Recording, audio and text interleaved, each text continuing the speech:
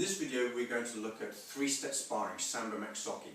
Sambo Maksaki is the first of the series of set sparrings that we put into our syllabus. So for our white belts, yellow tags and yellow belts, this would be implemented in there. After that, at green tag, we go on to our two-step, and then we start bringing our one-step in later on at blue belt. There are some complexities within three-step that we need to understand, and that is the foot positioning when we line up. It's the only one within the series that we actually do any lining up with it.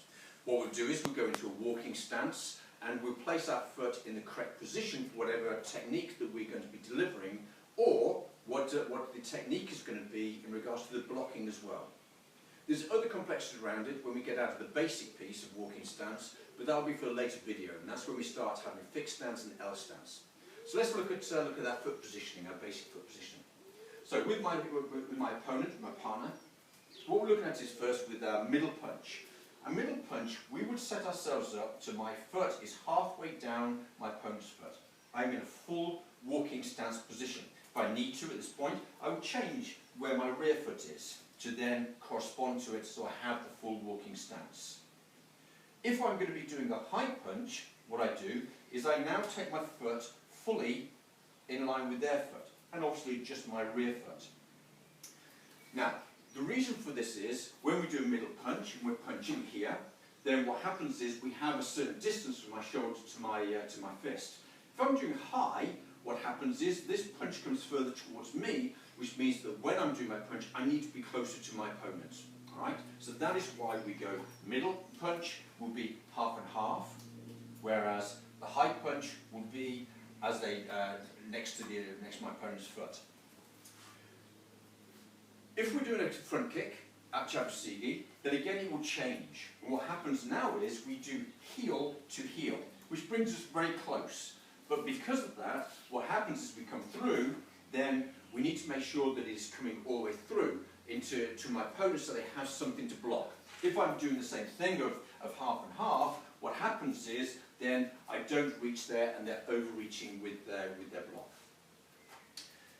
If the opponent is also doing a knife hand block, so rather than doing out forearm block and they do knife hand block, what happens then again, we need to then again change where our feet are.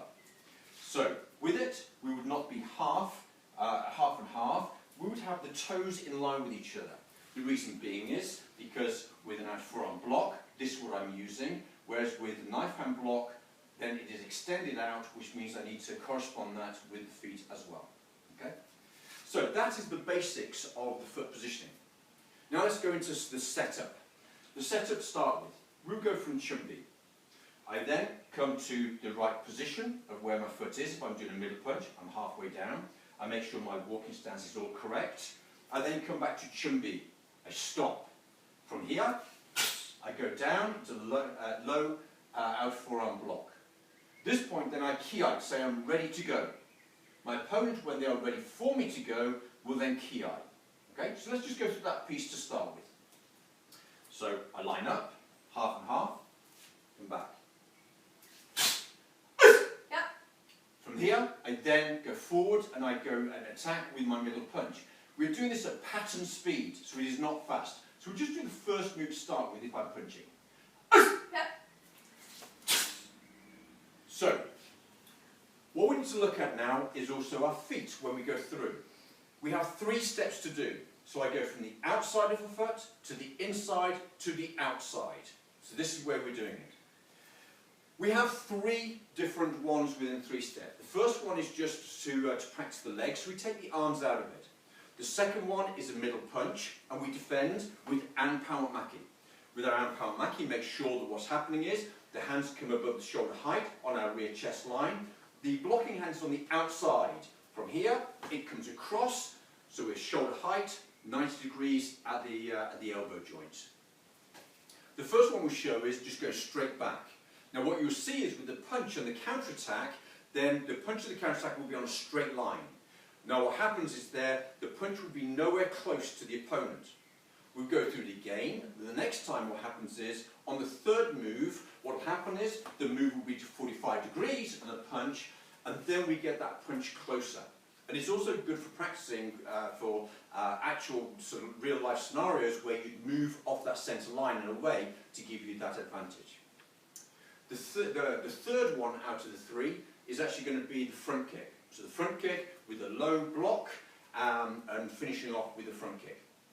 Each time what we should do is, once we've done our counter-attack on the back end, is actually come out into an L stance guiding block to show that you are extricating yourself away from the opponent. Okay, so let us go and do our first one. So if we move across, so Ellis is going to be attacking first, and we're just going to do legs only. Yep. Outside, inside, and outside. Then we come back to Chumbi. Then we do the other way. In fact, if I should line up. Yep. And back again. So that would be number one. Number two now is a middle punch. And as I said, I'm using Ampao-Maki, and I will then do a counter with a punch. We'll just do it on the straight line to start with.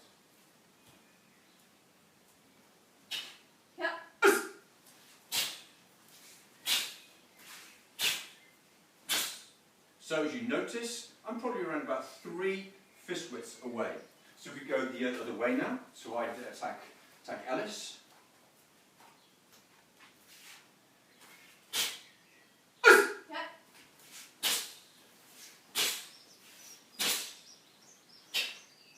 Okay, and back again. So now we show we're on 45 degrees. So push back a little bit.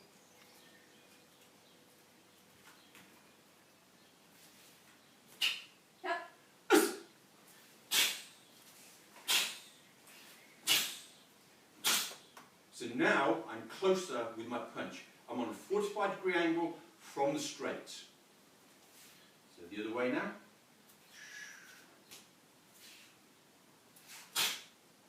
Yep. Yep. Okay. Now for number 3, our last one. So now we have the front kick. So we need to line up, we need to make sure we line up heel to heel now.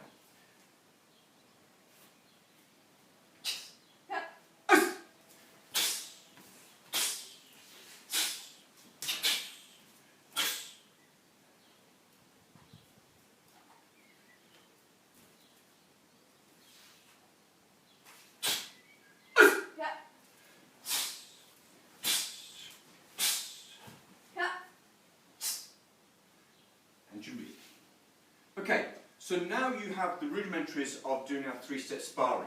So looking at the foot positioning, looking at the techniques that we need to be doing, and we should be doing, as I said, in pattern speed. So it shouldn't be fast, bang, bang, bang. It should be nice, evenly paced with each technique. The reason being is it's the first time you've had an opponent in front of you. So you're taking from patterns, which is blocking and attacking techniques with no one there, imaginary opponent. Now you take all those techniques and you put them into a set sparring piece where you have somebody actually delivering those techniques towards you and you having to block it, okay, and counter-attack. So we still need to do the same pace as you would with a pattern. So enjoy that. Do the actual techniques one by one so you can go through the defence aspects to it, then you can do the attack aspects to it. So you don't have to have an opponent with you, okay, or a partner with you. You can do just the attacks and then do just the defence pieces. But what is important is you visualising what you're doing. Look at what the application is and visualise what that application is. Visualise that front kick coming towards you and you blocking it. Visualise the punch coming in to your solar plexus and blocking it. And at the end of it, visualise where you're actually attacking and that one vital spot attack. Alright? Enjoy and I'll see you next time.